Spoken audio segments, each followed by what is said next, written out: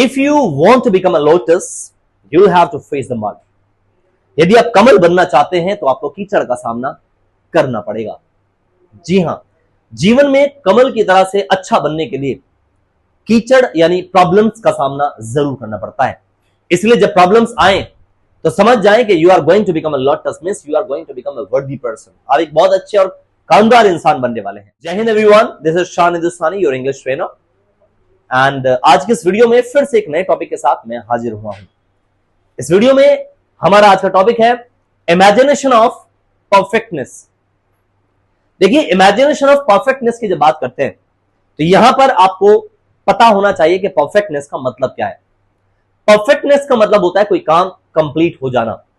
जब भी कभी आपको ऐसा महसूस हो कि कोई काम है और वो कंप्लीट हो गया है और उसकी इमेजिनेशन की जा रही है, तो ऐसे केस में हम लोग उस काम की कंप्लीटनेस की इमेजिनेशन पर तीन तरह के कॉन्सेप्चुअल सेंटेंसेस बनाते हैं, जिसमें सबसे पहला होता है imagination of perfectness in present. यदि प्रेजेंट में मैं इमेजिनेशन कर रहा हूं किसी काम के पूरा होने की, तो वहां पर जो कॉन्सेप्ट यूज होगा वो होगा मे हैव के साथ वर्ब की थर्ड फॉर्म। और मे हैव के साथ वर्ब की थर्ड फॉर्म जैसी आती है तो हिंदी में इसका मतलब निकलता है चुका होगा, चुकी होगी, चुके होंगे। जी हां, यहां चुका होगा को देखकर कुछ लोग सोचते हैं कि यार ये तो फ्यूचर में चला गया, but to be frank let me tell you that कि प्रेजेंट में भी और पास्ट में भी और फ्यूचर में भी तीनों में चुका होगा की आवाज आ सकती है। जैसे इस समय इंडिया मैच जीत चुकी होगी। आई एक्चुअली डोंट नो कि इंडिया मैच जीत चुकी है या नहीं जीत चुकी है, बट हां, मैं प्रेजेंट में ही इमेजिनेशन कर रहा हूं कि इस समय इंडिया मैच जीत चुकी होगी। तो एग्जांपल इंग्लिश में बनाएंगे कि at this time India may have won the match. India match जीत चुकी होगी। इन द सेम वे मैंने बोला इस समय तुम्हारा भाई ऑफिस जा चुका होगा। मुझे कंफर्म नहीं है कि वो ऑफिस गया भी है नहीं गया है, बट इमेजिनेशन। तो at this time your brother may have gone to office. ऐसे एग्जांपल, इस समय वह सो चुका होगा। At this time he may have slept. Let's take one more example. मान लीजिए मैं कहता हूं कि इस समय प्रधानाचार्य अपना भाषण दे चुके होंगे। So at this time the principal may have delivered his speech. Well, second concept है imagination of perfectness in past.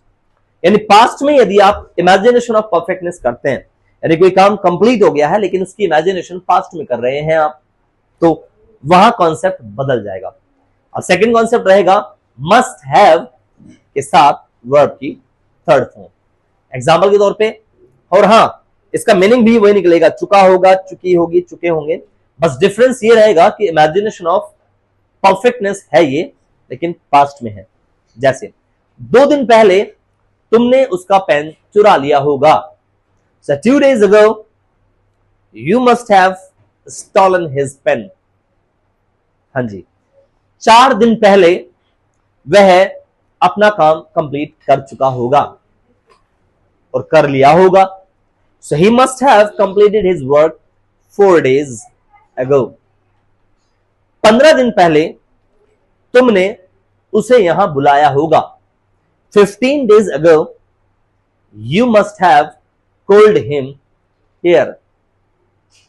10 दिन पहले तुमने सारा काम कंप्लीट कर लिया होगा। 10 days ago you must have completed all work। well, इसी तरह से आता है हमारा थर्ड कॉन्सेप्ट जिसको कहते हैं imagination of perfectness in future. यहां विल हैव के साथ वर्ब की थर्ड फॉर्म आती है। एक्चुअली लोगों को यही वाला कॉन्सेप्ट सबसे ज्यादा पता होता है। रीजन बीइंग इसको फ्यूचर परफेक्ट टेंस भी कहते हैं। जी हां, फ्यूचर परफेक्ट टेंस में विल हैव के साथ वर्ब की थर्ड फॉर्म आती है और मीनिंग पैदा होता है चुका होगा, चुकी होगी, चुके होंगे।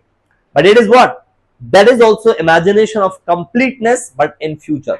जी हां, एग्जांपल के तौर पे हम बात करते हैं, तुम 2 दिन बाद सर्टिफिकेट ले चुके होंगे।